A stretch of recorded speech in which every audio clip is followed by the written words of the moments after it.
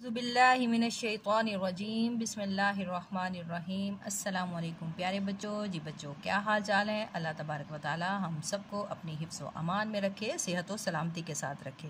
तो जी बच्चे, रमज़ान शरीफ का मुबारक महीना ख़त्म होने को है। आज 20 रोज़े हैं, बस एक अशरा रह गया है, आखिरी 10 दिन रह गए हैं। तो ज़्यादा से ज़्यादा दुआएँ मांगे अल्लाह तबारक व तआला से, क्योंकि ये बहुत ही बरकत वाला महीना है और यहाँ पर एक जो नेकी है ना, उसका सवाब 70 गुना बढ़ जाता है।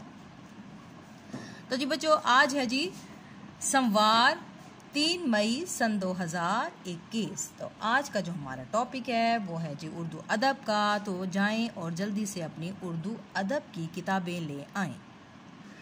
तो जी बच्चों, खोल लें, पेज नंबर है जी 74, पेज नंबर 74, सफ़ा नंबर 74। और आज का जो टॉपिक है वो है जी अक़वाले ज़र्री।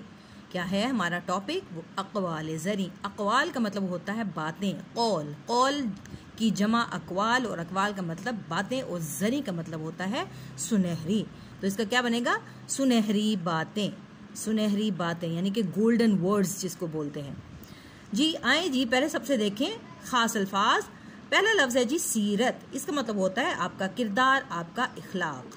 अमाल, अमल से है, यानी कि जो काम आप करते हो वो क्या है? अमल होता है। अमाल हमारे काम। दयानत का मतलब होता है सच्चाई। कुंजी, कुंजी का मतलब होता है चाबी। हुस्न का मतलब खूबसूरती। गिला का मतलब शिकायत करना या शिकवा करना। शमा का मतलब रोशनी, यानी कि चिराग। मुसीबत, परेशानी। आए अब देखें इसमें क्या बताया गया। इसमें बहुत सी अच्छी अच्छी बातें बताई गई हैं जिसको हमें याद रखना है और उन पर अमल भी करना है। जी पहली जो अक़वाले ज़र्री यानी कौल है, सुनहरी बात है, वो है अल्लाह के नज़दीक तुम्हारी सूरत की नहीं बल्कि तुम्हारी सीरत और अमाल की अहमियत है।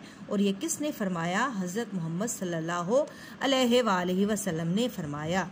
क्या फरमाया? कि अल्लाह के नज़दीक तुम्हारी यानी कि आपकी शक्ल खूबसूरत होना ज़रूरी नहीं है, आपकी सीरत यानी आपका इखलाक, आपका किरदार यह जो है वो अहमियत रखता है। अल्लाह के नज़दीक आपकी शक्ल की कोई अहमियत नहीं है। आप कितने ही खूबसूरत क्यों ना हो, अगर आपकी सीरत अच्छी नहीं है तो आपकी खूबसूरती किसी भी काम की नहीं है।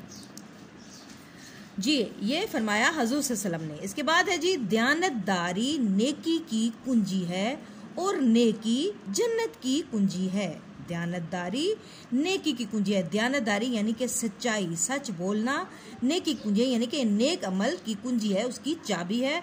और जो नेकी है वो जन्नत की कुंजी है, यानी कि अगर आप नेकी आप कर लोगे तो आपको इंशाल्लाह जन्नत की चाबी भी मिल जाएगी। तो ये किसने कहा? ये कहा हजरत अली रजी अल्लाह ताला अन्हो की, जो हमारे जो है तीसरे खलीफा राशिदीन में से हैं, चौथे खलीफा राशिदीन यानी आखिरी।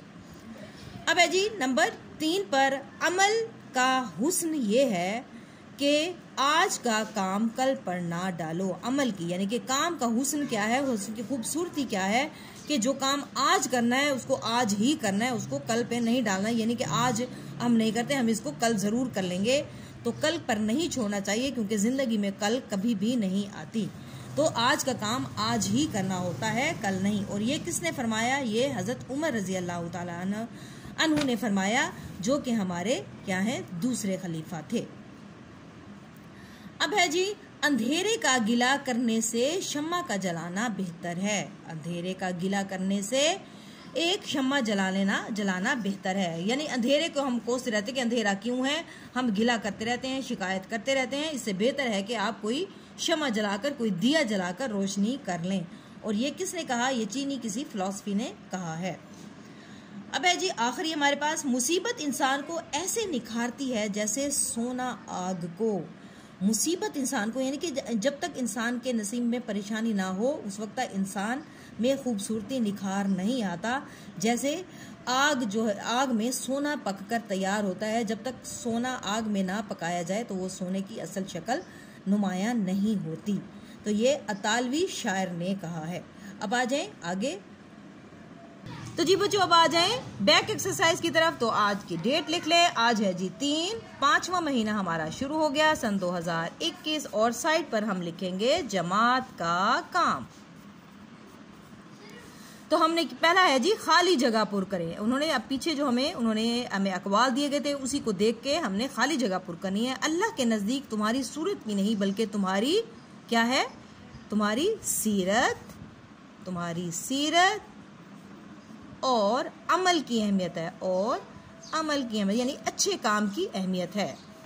अब है जी डैश जन्नत की कुंजी है। तो क्या है जन्नत की कुंजी? नेकी। यहाँ पर आएगा नेकी जो है वो जन्नत की कुंजी है।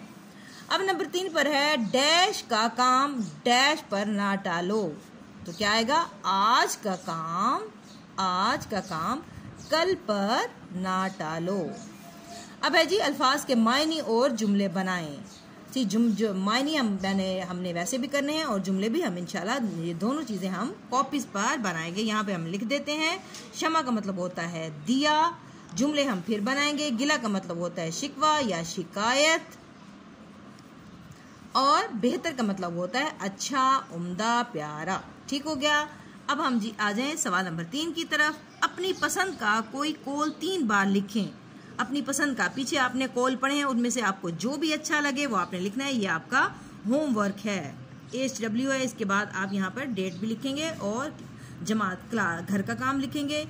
डेट है जी 3/5/2021। यहाँ पर आप लिखेंगे घर का काम, और आपने जो आपको पीछे अकवाल अच्छे लगे उसको एक ही कॉल को 3 टाइम आपने लिखना है ताकि आपकी राइटिंग इंप्रूव हो और आपको वो कॉल अच्छे तरीके से याद हो जाए। ठीक जी। ये नेक्स्ट पेज है जी 76, सफ़ा नंबर है 76। तो ये भी आपका होमवर्क है, हम इसको पढ़ लेते हैं। क्या है? इस्म का मतलब होता है नाम, यानी कि किसी भी चीज का नाम। किसी भी इंसान, जानवर, परिंदे, जगह या चीज के नाम को इस्म कहते हैं, यानी कि नाउन। इंग्लिश में क्या होता है? नाउन, और उर्दू में उसको कहते हैं इस्म। मसलन किताब अच्छी है, इस जुमले में क्या है? किताब एक चीज का नाम है, तो ये क्या है? इस्म है।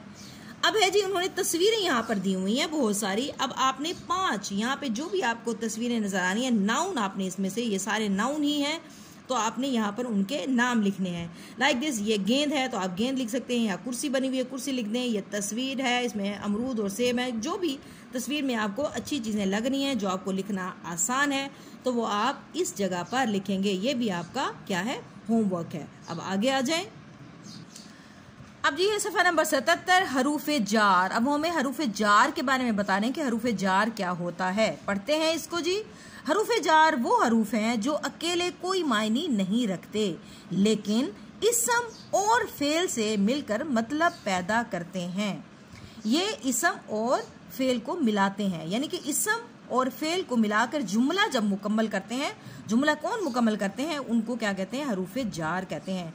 जैसे से, में, पर, तक, को वगैरह। ये छोटे छोटे हरूफ हैं, इनके कोई मतलब वगैरह नहीं होते, लेकिन अगर ये जुमले में ना हो तो हमारा जुमला भी मुकम्मल नहीं होता।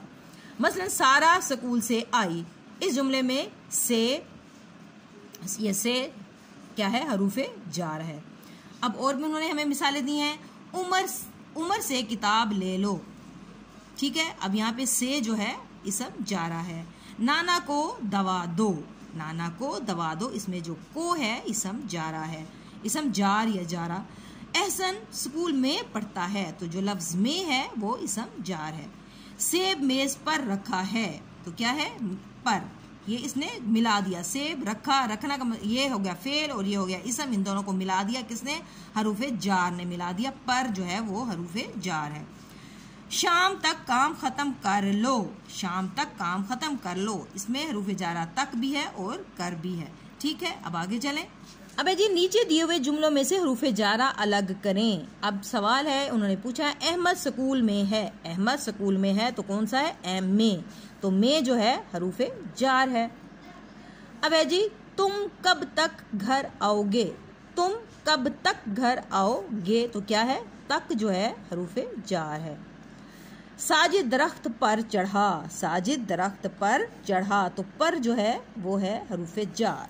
मारिया से आम लो, मारिया से आम लो, तो से क्या है? इस हरूफ जार है। ये किताब सारा को दो, ये किताब सारा को दो, जो को है ये हरूफ जार है। बहुत ही आसान है, आपको समझ आ गया होगा। अब जी नीचे दिए गए जुमलों में से दुरूद हरूफ जारा लिखें। अहमद घर डैश गया, अहमद घर डैश गया, अहमद घर तक गया, अहमद घर तक गया। अब है जी छत डैश जाकर कपड़े लाओ। देखें अब मुकम्मल नहीं हो रहा ना जुमला, छत जाकर कपड़े लाओ तो समझ नहीं आता हमें जुमला जब तक ये हरूफे जार ना लगाएं। तो इसमें क्या है, छत पर जाकर कपड़े लाओ, छत पर जाकर कपड़े लाओ। अब है जी साजिद डैश किताब दो, साजिद से किताब दो या साजिद को किताब दो, जवाब आएगा हमारा यहाँ पे सही, साजिद को किताब दो।